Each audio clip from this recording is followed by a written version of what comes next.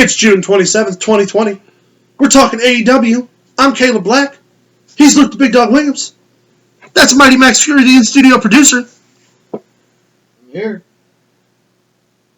I really didn't have a follow-up. That's fine. I thought I had one, and I totally lost it. Yeah, you know what? I really got to work on that transition. Seriously.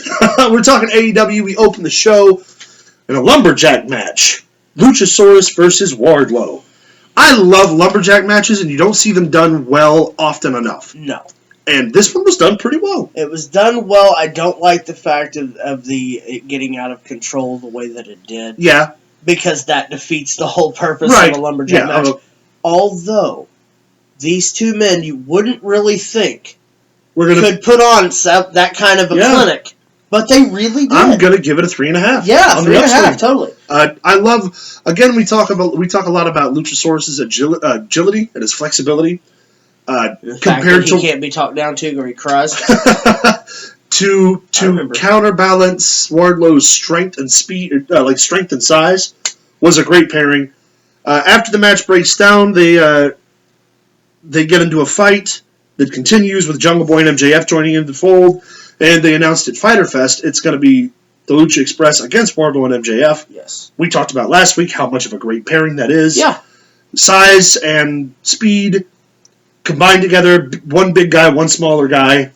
I'm excited about that. I think the reason that they're doing the Luchasaurus, and I'm going to say it's going to be Jack against those two, is they're trying to buy time. Yeah. What better way to buy time? You know MJF and Jungle Boy work well together. Yep. You know the other two work together. But the main thing is, all they're doing is trying to buy as much time as they can for MJF to take the TV title or TNT title off of Cody. Yep. That's what it is. Yep, That's what it's going to boil down to. I can't wait to see him as a heel champion because he's such a dirtbag. Not champion. Imagine how that's going to be. In the best way possible, he's such a dirtbag. And if he beats Cody Rhodes, you know he's going to be like, I'm the first TNT champion. And they're going to be like, what about Cody Rhodes? That the title started with me. Yeah. That never happened. That's in the past. You can see him saying it. Yeah, it would be. I can't wait until he and Wardlow have the falling out, and he gets his ass beat by Wardlow, which I hope doesn't happen for a couple years. I hope that's exactly what happens when they take the title from him.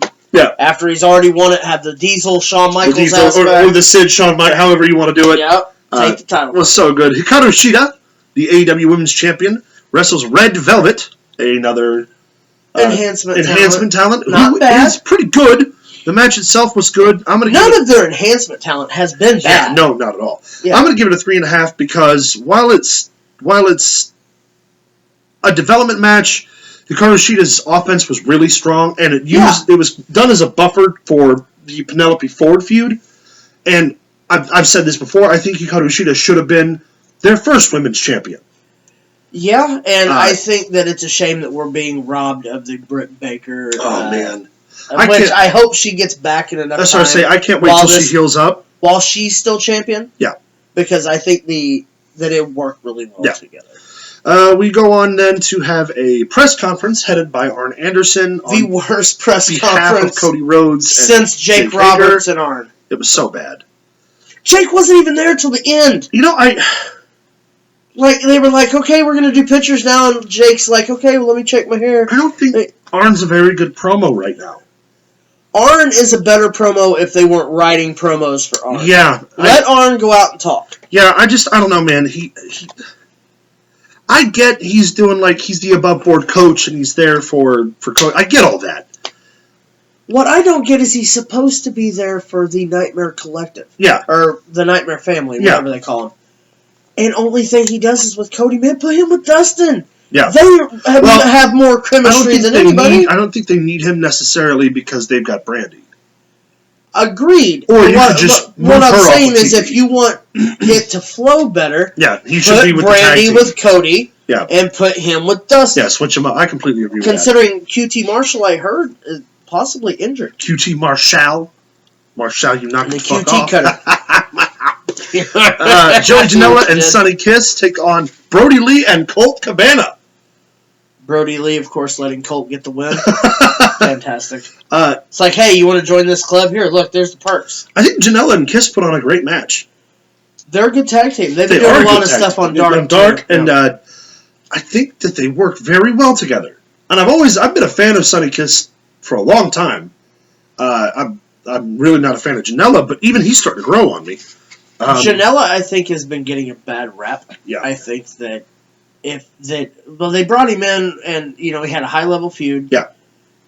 The first 2 shows they did, and then all of a sudden, nothing. Yeah. He wasn't on that one big pay per view back and only got into the ladder match because what's his face got hurt. Phoenix. Yeah. He took Phoenix's place. Yep. He was hurt. I mean, that's kind of unfair. I think the dude deserves more than that. Yeah, I agree, and I think he's really starting to show himself. And Sonny Kiss, that whole is fantastic. Yeah, Sonny Kiss is so athletic too, and I love unconventional gimmicks anyway. So his works, slash hers. I'm unaware of the pronouns. I don't want anyone to be offended, but his slash hers gimmick gets over with me. Very adjacent of an early on Goldust, in my opinion. Yeah. It's really, really good.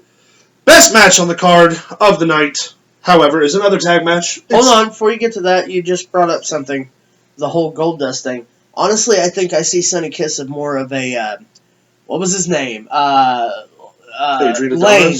from WCW that wore the pigtails and come out with the cruiserweight. Oh, yeah, Lane. He reminds me of Sonny Kiss. Yeah, I get that. Yeah. But I forgot all about that guy. But he was fantastic too. Him and Lodi. Yeah, Lodi. Best match on the card: SCU takes on FTR for a big WIN. It was so good. FTR is the best tag team in wrestling, and SCU is a really, really damn good tag team. And this was a really, really damn good match. That hot tag, dude. That Cash gets. Or, I'm sorry, Dax gets. Dax gets, yes. Like a house of fire did not stop. It was so good. And it's good to see that when they brought FTR in, they didn't just throw them directly at the Bucks. Yeah. They've got the better tag team. Honestly, I would have rather seen the Bucks and then build towards SCU.